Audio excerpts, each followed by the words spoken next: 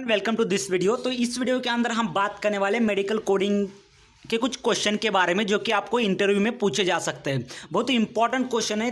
आप अगर कहीं पे इंटर्नशिप कर रहे हो या फिर कहीं पे आप मेडिकल कोडिंग की ट्रेनिंग ले रहे हो, तो उसके बाद आप जब जॉब के लिए जाओगे, जब इंटरव्यू के लिए वहाँ पर चले जाओगे, तो डेफिनेटली इसमें से आधे क्वेश्चन तो वहाँ पर आपको पूछे जा सकते हैं। तो यहाँ पर इस क्वेश्चन के ऊपर आपको ज़्यादा फोकस करना चाहिए। इसके आंसर भी मैं आपको बता देता हूं, लेकिन इस वीडियो के अंदर सिर्फ हम यहाँ पे इसके क्वेश्चन के बारे में डिस्कस करने वाले हैं। तो यहाँ पर फर्स्ट क्वेश्चन आप देख सकते हो, what is the ulcer and it's type. तो अल्सर क्या होता है, उसके कौन कौन से टाइप है, तो उसके बारे में वहाँ पर आपको पूछा जा सकता है। हाँ, वहाँ पर कोड भी आपको वहाँ पर पूछा जा सकता है कि कौन सा कोड यहाँ पर उसके लिए आता है, तो वो भी आपको पता होना चाहिए। हाँ, आपको स्टार्टिंग में आपको कुछ भी पता नहीं है, लेकिन आप गूगल पे जाके सर्च करोगे या फिर आप ट्रेनिंग में हो मेडिकल कोडिंग के, तो वहाँ पर आपको पता चल जाएगा कि इसका कोड क्या आता है। तो वो सभी आपको पता होना चाहिए। आप देखो, सेकंड है मायोकार्डियल इन्फ्रैक्शन गाइडलाइंस। आप मायोकार्डियल इन्फ्रैक्शन की गाइडलाइन आपको पता होना चाहिए कि यहाँ पर आप इसको कब यहाँ पर कोड कर सकते हो, इसके अंदर कौन कौन से टाइप होते हैं, कौन सा टाइप कब यहाँ पर आपको कोड करना है, ओल्ड मायोकार्डियल इन्फ्रैक्शन कब कोड करना है, तो ये सभी आपको आना चाहिए।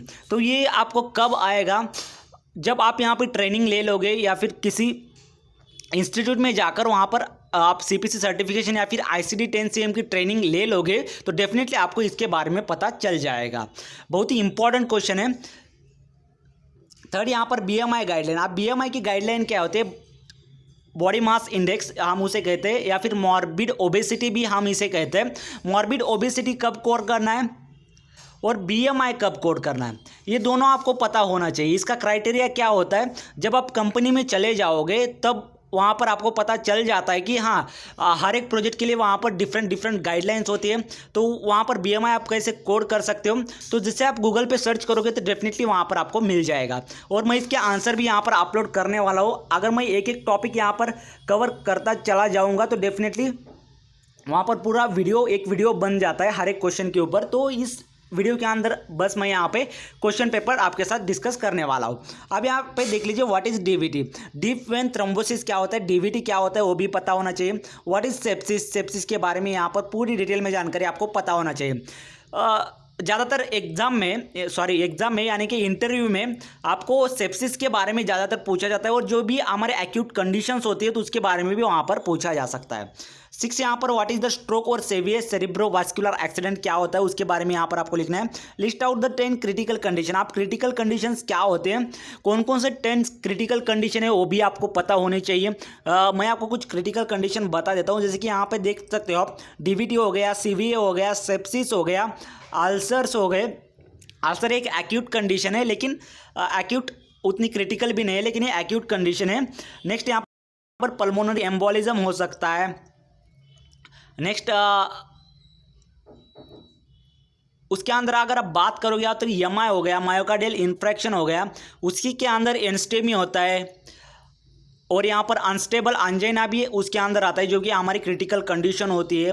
नेक्स्ट यहाँ पर 8 नंबर का क्वेश्चन, 10 एक्यूट कंडीशन। अब एक्यूट कंडीशन कौन कौन सी आती है, जो कि नॉर्मल एक्यूट कंडीशन होती है, जैसे एफिब्रिलेशन हो गया या फिर सुप्रावेंट्रिकल ट्रैकेकार्डिया हो गया। ये कुछ नॉर्मल एक्यूट कंडीशंस होती है जो कि आप डायरेक्टली कोड कर सकते हो कहीं से भी, लेकिन जो हमारी क्रिटिकल कंडीशन होती है वो सिर्फ आईपी नोट से ही आप कोड कर सकते हो। अब आईपी का मतलब क्या होता है, आईपी इनपेशेंट का मतलब क्या होता है, जो कि हमारे हॉस्पिटल के अंदर जो हमारे पेशेंट होते हैं वो 24 आवर्स के लिए वहाँ पर एडमिट होते हैं, उसी को हम आईपी नोट कहते हैं। और ओपी नोट किसको कहते हैं, जो कि हमारा पेशेंट है बिफोर 24 आवर्स के अंदर वहाँ पे डिस्चार्ज हो जाता है, उसी को हम ओपी नोट कहते हैं, आउट पेशेंट नोट। ओके, तो आईपी ओपी में क्या डिफरेंस है वो भी वहाँ पर आपको पूछा जा सकता है। आप जब करियर स्टार्ट कर रहे हो, आप टोटली फ्रेशर हो, तो उस टाइम पे आपको इसके बारे में पता होना चाहिए। ठीक है।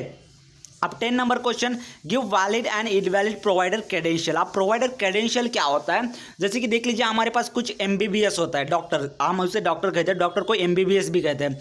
ओके, एमडी डॉक्टर होते हैं, तो ये जो एमडी होता है तो उसका क्रेडेंशियल हो गया। ओके, पीटी हो गया या फिर डीओ हो गया, ये बहुत सारे उसके अंदर प्रोवाइडर क्रेडेंशियल होते हैं, एफएनपी हो गया, नर्स प्रैक्टिशनर्स हो गए, ठीक है, ऑडियोलॉजिस्ट हो गया, तो ये जो होते हैं फ्रेंड्स ये पूरे क्रेडेंशियल्स हैं, तो ये आपको पता होने चाहिए। Next, what is the exclude 1 and exclude 2। अब एक्सक्लूड 1 और एक्सक्लूड 2 क्या है, तो ये जब ICD-10 आप ओपन करोगे तो उसके फर्स्ट या सेकंड पेज के अंदर इसके बारे में दिया है एक्सक्लूड 1 और एक्सक्लूड 2 क्या होता है, तो उसके बारे में भी देख लेना। अब यहाँ पे देख लीजिए व्हाट इज सिक्वेला। तो सिक्वेला क्या होता है, लेट अफेक्ट हम किसे कहते हैं। समझ लीजिए आपका एक्सीडेंट हो चुका है, आपने ट्रीटमेंट पूरी तरह से ट्रीटमेंट ले लिए, ट्रीटमेंट लेने के बाद आपको कुछ दिन के बाद 1 वीक के बाद वहाँ पर ब्लीडिंग हो रही है, तो ये सिक्वेला का साइड इफेक्ट है, यानी कि वहाँ पे उसको हम सिक्वेला इफेक्ट कहते हैं, ठीक है। What is the laterality. अब लैटरलिटी क्या होता है उसके बारे में आपको पता होना चाहिए। ओबेसिटी, मॉर्बिड ओबेसिटी, जैसे मैंने अभी डिस्कस कर लिया कि ओबेसिटी, बॉडी मास इंडेक्स और मॉर्बिड ओबेसिटी के बारे में आपको पता होना चाहिए। HIV एड्स के बारे में आपको पता होना चाहिए कि HIV कब वहाँ पे कोड करना है, एड्स कब कोड करना है, तो उसके बारे में वहाँ पे आपको पता होना चाहिए। What is the DM linkage.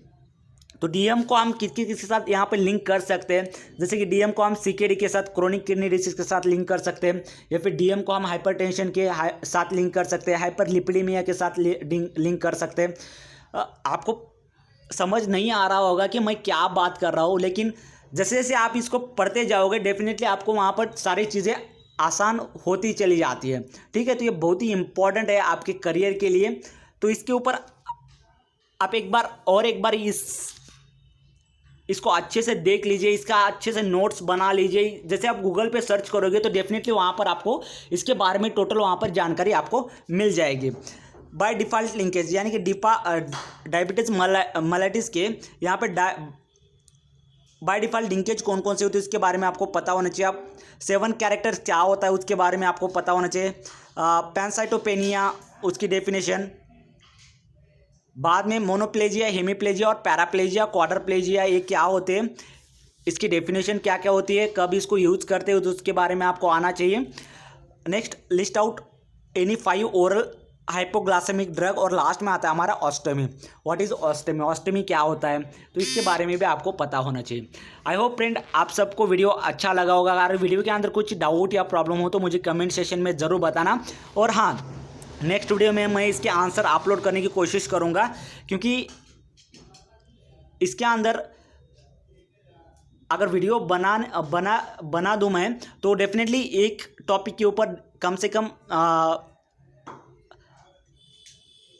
5 to 10 minutes का वीडियो बन सकता है, इसलिए मैं इसको अगले वीडियो में कवर कर देता हूं। तो इस वीडियो के अंदर इतना ही, मिलते हैं नेक्स्ट वीडियो में। Thank you so much.